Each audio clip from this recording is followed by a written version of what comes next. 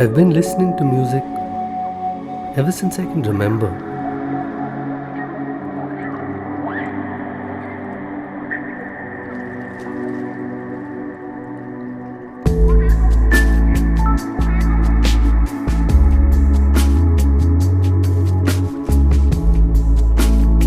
And then one day, I heard a song that hurt me back.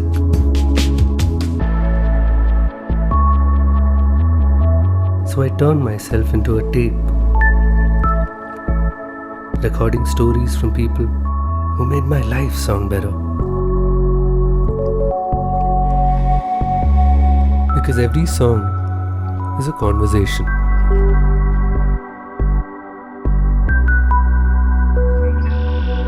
Waiting to begin.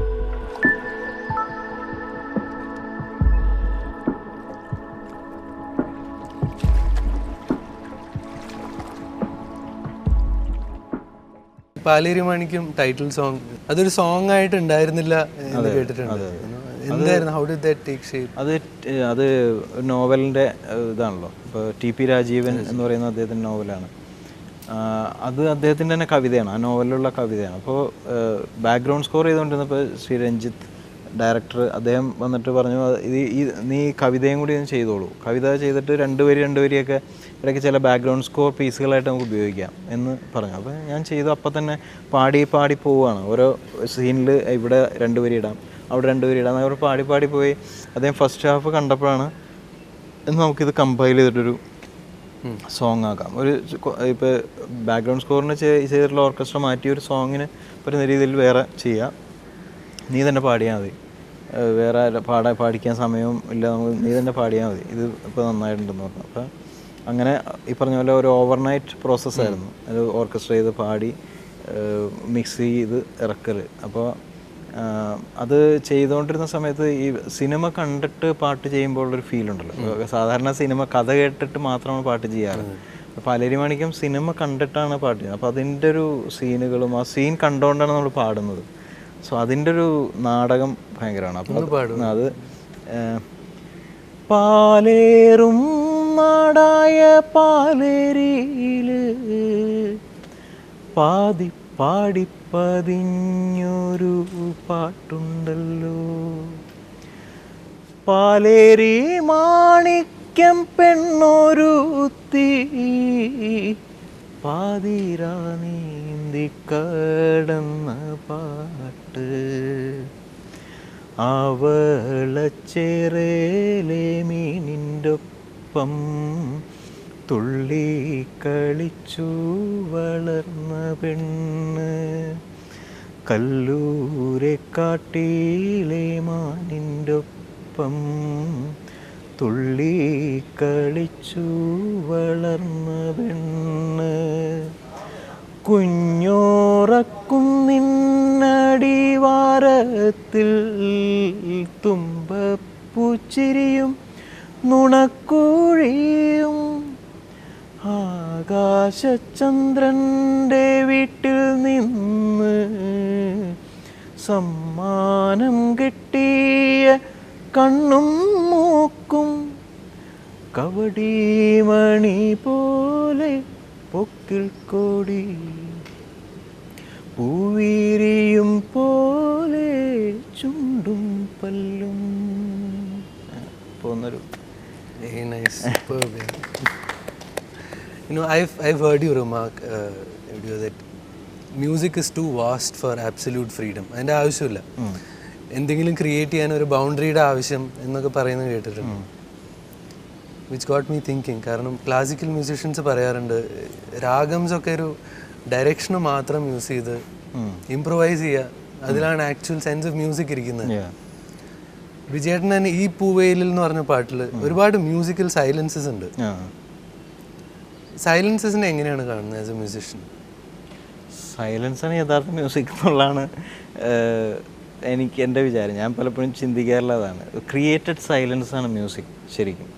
Music ഈ സൈലൻസിന് മുമ്പുള്ള ശബ്ദത്തിൻ്റെ value അറിയണമെങ്കിൽ അതിന് ശേഷമുള്ള സൈലൻസ് വേണ്ടേ, അല്ലേ? അതാണ് മ്യൂസിക് ശരിക്കും. സൈലൻസ് ആണ് മ്യൂസിക്കിൻ്റെ വാല്യൂ നമ്മളെ അറിയിക്കുന്നത്. അല്ലെങ്കിൽ ഫുൾ ടൈം ശബ്ദവും മ്യൂസിക്കും ആണെങ്കിൽ എങ്ങനെ നമുക്ക് അത് ജഡ്ജ് ചെയ്യാൻ പറ്റും, എങ്ങനെയാണ് എന്താണ് അതിൻ്റെ വാല്യൂ നമുക്ക് മനസ്സിലാകാൻ പറ്റില്ല. സൈലൻസ്, നമ്മുടെ ഓംകാരത്തെക്കുറിച്ച് പറയുന്നത് മറ്റേ ഇദ്ദേഹത്തിൻ്റെ മറ്റേ റസൂൽ പൂക്കുട്ടി അവിടെ പറഞ്ഞതുപോലെ ഈ ഓം എന്ന് പറയുന്നത് ജെനുവിൻ സൈലൻസിൽ നിന്ന് ഒരു ശബ്ദവും പിന്നെ ക്രിയേറ്റഡ് സൈലൻസുമാണ് അല്ലേ ഓം എന്ന് പറയുന്നത്. അപ്പോൾ അത് ആണ് നമ്മളുടെ ഒരു ഏറ്റവും തിയറി, സൗണ്ടിൻ്റെ മ്യൂസിക്കിൻ്റെ തിയറി അത് തന്നെയാണ്. ജെനുവിൻ സൈലൻസ് വിത്ത് ഒരു എന്താ പറയുക നല്ല സോൾഫുൾ ആയിട്ടുള്ള മെലഡി വിത്ത് ക്രിയേറ്റഡ് സൈലൻസ്. അപ്പോഴാണ് ഒരു ആ മെലഡിക്കുള്ളൊരു വാല്യൂ നമുക്ക് മനസ്സിലാവുള്ളൂ. കാരണം silence is equal to music. അതിനെ കൂടുതലാണെന്ന് ഞാൻ പറയുന്നില്ല, പക്ഷേ ഈക്വലി ഇതാണ്. ഈ ഒരു പാട്ടിൻ്റെ കോണ്ടെക്സ്റ്റിൽ സൈലൻസ് ഒന്ന് എക്സ്പ്ലെയിൻ ചെയ്യാൻ പറ്റുമോ? അത് ചില ഫ്രീഡം നമുക്ക് തരും ചിലരെ. ഇപ്പോൾ സുനിൽ, അതിൻ്റെ ഡയറക്ടർ സുനിൽ പറഞ്ഞത് നല്ലൊരു പാട്ട് വേണം. അപ്പോൾ അതിനകത്ത് ഈ പറഞ്ഞ പോലെ ഇപ്പോൾ സൈലൻസ് വേണമെന്ന് വെച്ചിട്ട് ക്രിയേറ്റ് ചെയ്തതല്ല, പക്ഷേ പോസസ് വേണമെന്ന് വെച്ചിട്ട് ക്രിയേറ്റ് ചെയ്യണം. പോസസ് അപ്പോൾ താരാ താരാ താരാ താരാ താരാ താരാ താരാ. ഈ റഫീഖാണ് എഴുതിയത്. ഈ പൂവേലിൽ മഴയിൽ കുളിരല വിതറും രാവുകളിൽ ഇതിലേ അത് കഴിഞ്ഞിട്ട് പിന്നെ ഇങ്ങനെ പടർന്നതിങ്ങനെ പിന്നെ വീണ്ടും സൈലൻസ് പടർന്നതൊരു വൈഡ് എത്ര മോഹം പല, അത് ഗ്രാജുവൽ ഒരു ഇതാണ്, സ്റ്റെപ്പ് അപ്പ് എന്ന് പറയാവുന്ന രീതിയിൽ. ഇപ്പം പല മോഹം പല പല ഭാവനകൾ മിഴികളിലാലി പോകാം ദൂരെ എന്ന് പറയുന്ന അത് ഒരു ക്രിയേറ്റഡ് പോസുകൾ ഉണ്ടായിരുന്നു. അത് ആ പാട്ടിൻ്റെ ഡിസൈനായിട്ട് കൊണ്ടുവന്നതാണത്. സോ അത് ചിലപ്പോൾ നമുക്ക് തരണം ഫ്രീഡം. അപ്പോൾ എപ്പോഴും ഈ ശബ്ദമില്ലാത്തൊരു അവസ്ഥയെക്കുറിച്ച് ചില സംവിധായകർക്ക് ചിന്തിക്കാൻ പോലും പറ്റില്ല. അതാണ് നമ്മളുടെ സിനിമയുടെ ഏറ്റവും വലിയ പ്രശ്നം. ശബ്ദം, എന്തെങ്കിലും ശബ്ദം ഉണ്ടായിക്കൊള്ളണം. അതാണ് മ്യൂസിക്. ബാക്ക്ഗ്രൗണ്ട് സ്കോറിൻ്റെ ചില സംവിധായകരുമായിട്ട് വർക്ക് ചെയ്യുമ്പോൾ അവർ പറയുന്ന ധർമ്മം തന്നെ കോലാഹലമാണ്. അത് ഒന്ന് കഴിഞ്ഞ് മറ്റൊന്നായിട്ട് ഇങ്ങനെ വന്നോളണം ശബ്ദം. അവിടെ തൊട്ട് ഇവിടം വരെ എൻ്റെ സ്ക്രോള് വരെ ഫുൾ ഓഫ് സൗണ്ടായിരിക്കും. അപ്പം മ്യൂസിക് എന്ന് പോലും നമുക്ക് പറയാൻ പറ്റില്ല, അത് സൗണ്ടാണ്, നോയ്സ്. അതെ, നോയ്സ്. ചേട്ടാ, എനിക്ക് ഈ പൂവേലിൽ എന്ന് പറയുന്ന പാട്ടിന് അത്ര തന്നെ ഇഷ്ടമുള്ളൊരു പാട്ടാണ് പ്രേമിക്കുമ്പോൾ എന്ന് പറയുന്ന പാട്ട്, സോൾട്ട് ആൻഡ് പെപ്പറിൽ. ഈ സിനിമ എനിക്ക് ഓർമ്മയുണ്ട്, കൺവെൻഷണൽ നാരേറ്റീവ്സിനൊക്കെ ഒന്ന് റീഡിഫൈൻ ചെയ്യുന്നൊരു വിഷ്വൽ സ്റ്റൈൽ ഉണ്ടായിരുന്നു പാട്ടുകൾക്കായാലും സീൻസിലായാലും ഒക്കെ. അങ്ങനെ ഒരു ഫ്രീഡം, ക്രിയേറ്റീവ് ലിബർട്ടി കിട്ടുമ്പോൾ എത്രത്തോളം ബിജേട്ടനെ അത് ഇൻഫ്ലുവൻസ് ചെയ്യാറുണ്ട് ആസ് എ മ്യൂസിഷ്യൻ? ഒരുപാട് ഇൻഫ്ലുവൻസ് ചെയ്യും മ്യൂസീഷ്യൻ എന്നുള്ള രീതിയിൽ. അങ്ങനെ ഫ്രീഡം കിട്ടിയ സിനിമകൾ ഈ പറഞ്ഞ പോലെ അറബിക്കഥ മുതൽ എനിക്ക് അങ്ങനെ ഒരു ഫോർച്യൂൺ ഉണ്ടായിരുന്നു, ഭാഗ്യമുണ്ടായിരുന്നു. ഒരു പിടി സിനിമകൾ അങ്ങനെ ചെയ്യാനായിട്ട്. ആ ഭാഗത്തേക്ക് തിരിഞ്ഞു നോക്കൂല പലരും. അപ്പോൾ അതിനൊരു നമ്മളിലെ വിശ്വസിക്കുന്നൊരു സുഖം നമ്മൾ അനുഭവിക്കും. പിന്നെ ഞാൻ പൊതുവേ പറഞ്ഞാൽ അതിൻ്റെ ഒരു ഫ്രീഡത്തെ നമ്മൾ കറക്റ്റായിട്ട് ഇൻ്റർപ്രറ്റ് ചെയ്യണം, കൺസീവ് ചെയ്യണം എന്നുള്ളതാണ്. ഫ്രീഡത്തെ മിസ്യൂസ് ചെയ്യാനോ, അല്ലെങ്കിൽ ഈ നല്ല പാട്ടെന്ന് പറയുന്നത് പലർക്കും പലതാണ്. നല്ല പാട്ട്, ഗുഡ് സോങ് എന്ന് പറയുന്നത് പലർക്കും പലതാണല്ലോ. നമ്മൾ ഇതാണ് നല്ല പാട്ട്, ഇത് മോശം പാട്ടാണെന്ന് പറയാൻ നമുക്കൊരു അധികാരമില്ല. പക്ഷേ അപ്പോൾ തന്നെ മ്യൂസീഷ്യനും ഉണ്ടാവും ഈ പറഞ്ഞ പോലെ ചില ഒരു പക്ഷപാതപരമായിട്ടുള്ള നിലപാടുകൾ. നല്ല പാട്ടെന്ന് പറയുമ്പോൾ ഒരു പക്ഷേ പ്രമദവനം പോലത്തെ പാട്ട് ചെയ്ത് കളയാം. ഫ്രീഡം കിട്ടിയല്ലോ, എന്നാൽ പിന്നെ സോൾട്ട് ആൻഡ് പെപ്പറിൽ ഇവർ ചേർന്നുള്ള പ്രണയത്തിൽ പ്രമദവനം അത് ചെയ്ത് കളയാമെന്ന് വിചാരിക്കും. കാരണം അപ്പോൾ ചിലപ്പോൾ നല്ലൊരു അവാർഡ് കിട്ടുമോ, അല്ലെങ്കിൽ അങ്ങനെ ചിന്തിക്കുന്നവരുണ്ടാവാം. പക്ഷേ ഫിലിം സോങ്സ് എന്ന് പറയുന്നത് സിനിമയ്ക്ക് വേണ്ടിയുള്ള പാട്ടുകൾ തന്നെയാണ്. നമ്മളെ സിനിമയ്ക്ക് എന്താണ് വേണ്ടതെന്നുള്ള ഒരു അന്വേഷണമാണ് ശരിക്കും വേണ്ടത്. ആ അന്വേഷണം കൃത്യമാണെങ്കിൽ മാത്രമാണ് ഈ ഫ്രീഡം കൊണ്ട് എന്തെങ്കിലും ഗുണമുള്ളൂ, അല്ലേ? അതാണ് എനിക്ക് തോന്നിയിട്ടുള്ളത്. ആ പാട്ടൊന്നും അത് എനിക്ക് കുറച്ച് ഓടായിട്ടുള്ള ട്യൂണാണ് എൻ്റെ അനുപല്ലവിൽ. ഇപ്പം പ്രണയമേ നീ മുഴുവനായി മധുരിതമെങ്കിലും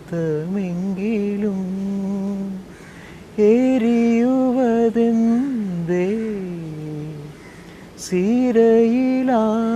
മനസ്സാകെ പരവശമിങ്ങനെ ഒരു മലരിതളാൽ മലർവനി തീർക്കും വിരഹനിലാവാൽ മരുവും തീർക്കും പ്രേമം. ഒരു ഈ വരിയും ഇപ്പം പറഞ്ഞ പോലെ എന്നെ വല്ലാതെ സ്പർശിച്ചു. ഇപ്പം മുഴുവൻ എന്നൊക്കെയുള്ള വാക്കൊന്നും ഒരു കാലത്തും പാട്ടിൽ ഉണ്ടായിട്ടില്ല. മുഴുവനായി എന്ന് പറഞ്ഞ സംവിധായകർ പറയും അയ്യോ മുഴുവൻ എന്നുള്ള വാക്കൊന്നും പാട്ടിൽ ചേർക്കാൻ പാടില്ല എന്ന് പറയും. പക്ഷെ ഇത് അതിന് ഫ്രീഡത്തിൻ്റെ കാര്യം ഞാൻ പറഞ്ഞതാണ്. പ്രണയം നീ മുഴുവനായി മധുരമാണെന്നാണ് പറയുന്നത്. പക്ഷെ എരിയുന്നത് എന്താണ് ഇങ്ങനെ എന്ന് പറയുക. മുഴുവൻ മധുരമാണെങ്കിൽ എരിയുന്നത് എന്തേ സിരയിലാകെ പരവശം ഇങ്ങനെ എന്ന് ചോദിക്കണമെങ്കിൽ അങ്ങനെ തന്നെ എഴുതണ്ടേ.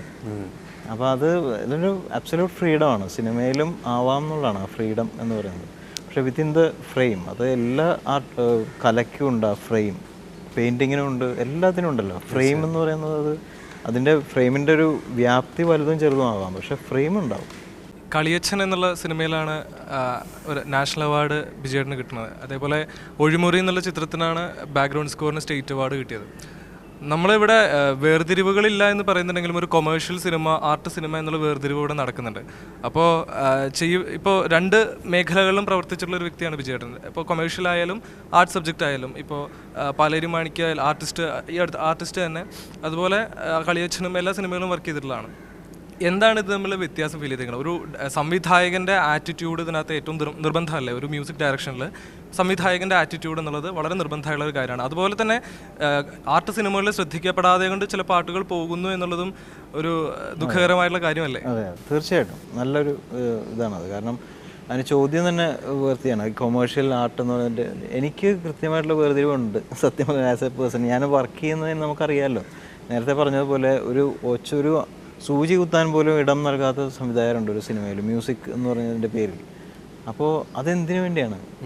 അപ്പോൾ അത് എന്ന് പറഞ്ഞാൽ ആളുകൾക്ക് അല്ലെങ്കിൽ അതിനകത്തുള്ള ശ്രദ്ധ നഷ്ടപ്പെടാതിരിക്കാനോ അല്ലെങ്കിൽ ശ്രദ്ധ നഷ്ടപ്പെടാനോ ഒക്കെ തന്നെയാണ് ഈ ബഹളം അല്ലേ. അപ്പോൾ ഒരു സംവിധായകൻ എന്നോട് ഒരു സിനിമ ചെയ്യുമ്പോൾ വന്നിട്ട് പറഞ്ഞു ഇവിടെ കുറച്ചും കൂടി ഹെവി ആക്കണം മ്യൂസിക്. എന്തിനാന്ന് എന്ന് വെച്ച് കഴിഞ്ഞാൽ അവിടെ എക്സ്പോസ് ചെയ്ത് കറക്റ്റ് ആയില്ല, അവിടെ വീഡിയോ ക്യാമറ ഫോക്കസ്ഡ് ആയില്ല, അപ്പോൾ അവിടെ ഹെവി ആക്കണമെന്ന്. സോ അത്തരം ബാക്ക്ഗ്രൗണ്ട് മ്യൂസിക്കിനെ കാണുന്നത് അങ്ങനെയാണ്.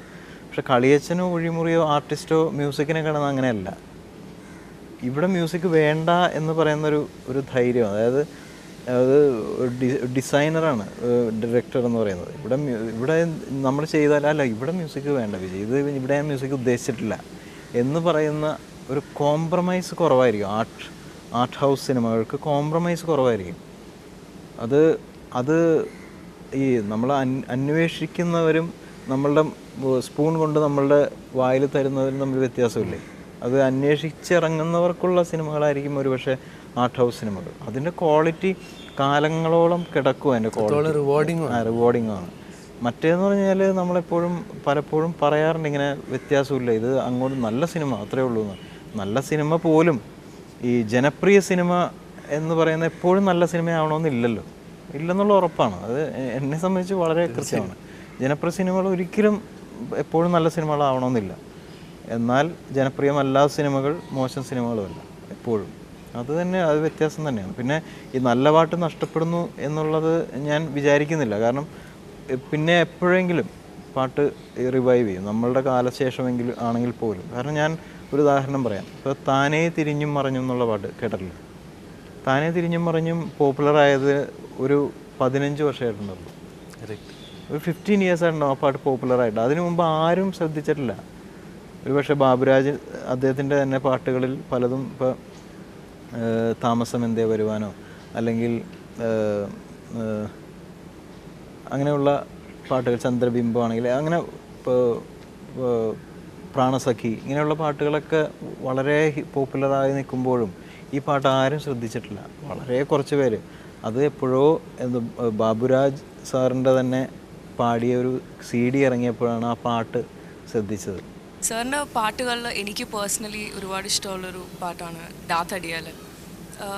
അല്ലാ അല്ലാ മേരെ അല്ലാ മേരി ദുആയേ പരീ, ആ പോകുന്ന പാട്ട്.